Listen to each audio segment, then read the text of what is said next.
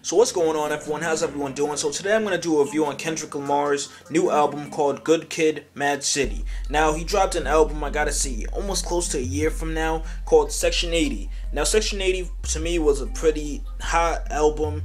You know, it had everything. I really couldn't down a single track on it. I still to this day play, pretty much every song on there. There's not a single song that I say I dislike on the album. So let's see if this album can stand up to what he has done in the past with Section 80. So with this review, I'm going to touch on things that I liked about this, maybe some things I didn't like, some things I noticed, my top 3 songs, what I even rate this, do I think it's better than Section 80, all that other good stuff. So with that being said, let's get started with this review. Now I'm going straight off the 17 tracks, and off these 17 tracks, you're getting features from Drake, J-Rock, Dr. Dre, Anna Wise, and also a few other artists feature on this album. Now I gotta say, production to me was on point. I had no problem with any of the songs where I felt like it wasn't up to everything else. I felt like the production was straight to me. And one thing I did notice about this album, as soon as you turn it on, it's different from what I have heard throughout this whole year. Basically, in my opinion, it's different from what I have heard.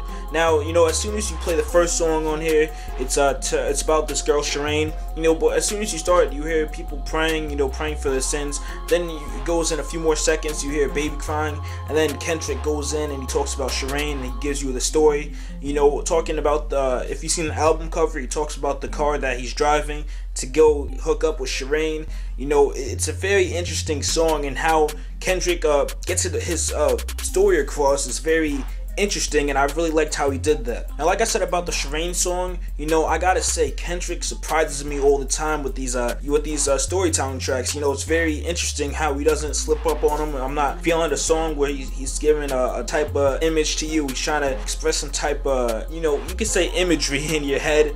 It's very surprising that he doesn't fail at what he's doing, which I really like, such as the song The Art of Peer Pressure, where, it's a very interesting song where he starts out and he's like, he doesn't normally do the whole drinking, smoking, and do these things, but when he's with the homies, he's down to drink, smoke, do things that he's not normally up to doing, except for when he's with the homies, which I really liked. That whole Art of Peer Pressure song was really cool and interesting, how he got his whole point across, knowing the whole base of what the story was going to be on. I really liked that and thought that was cool. Now, one thing that you do get from this album, you notice the skits. The skits on, I gotta say, every song on here. The skits on, like the first skit you hear on the Shireen track where, his mom's calling, leaving a voicemail, saying, she needs her van back, and then you hear, I don't know if it's Kendrick's dad or uncle or whoever, saying they want Domino's. It's very interesting to see these skits happening. And then, there's one on the Art of Peer Pressure at the end of the song, or I think it's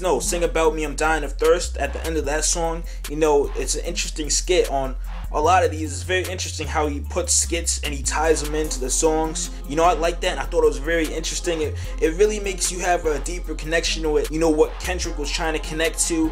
And it had me wondering, how is he getting all these type of voicemails or getting these, voices and stuff like that? Are these actual, recordings that he has or something? Or is this just for the album purposes or stuff like that? It really had me thinking, is this really a voicemail from his mother? Or is this really, him talking with his friends in the car?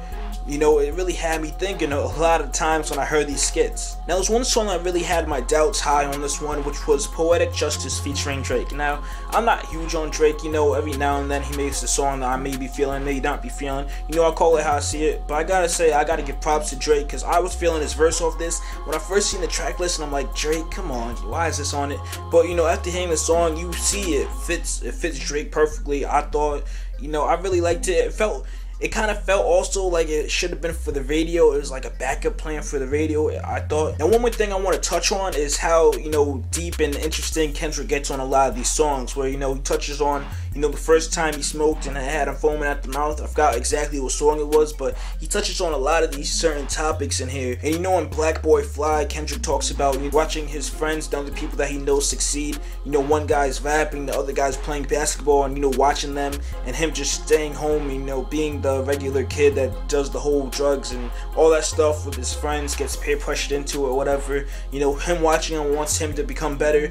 It's a very interesting story if you didn't hear it, Black Boy Fly, which I really liked. And overall, I really like this album. So with that being said, I'm gonna hop into my top 3 songs that I was feeling off of this album. So my top 3 songs would have to be Real, Sing About Me, I'm Dying of Thirst, and also Backseat Freestyle. You know, I like this album, but now if you compare it to Section 80, in my opinion, I kind of feel Section 80 tops is a little bit more than what he came with on this Good Kid, M.A.A.d City. I feel like Section 80 has a slightly the upper hand on this one, just my opinion, maybe because I listen to it a lot more than this, and I still gotta, you know, get my fixings on this whole album, maybe that. But right now, I gotta say Section 80 kind of takes the cake depending on Good Kid, M.A.A.d City, but only slightly, I gotta say. You know, Good Kid, M.A.A.d City has a lot of the songs, like I said, most of the songs, or pretty much all the songs on Section 80, I was feeling I could play them from here till, you know, the end of the year till whenever.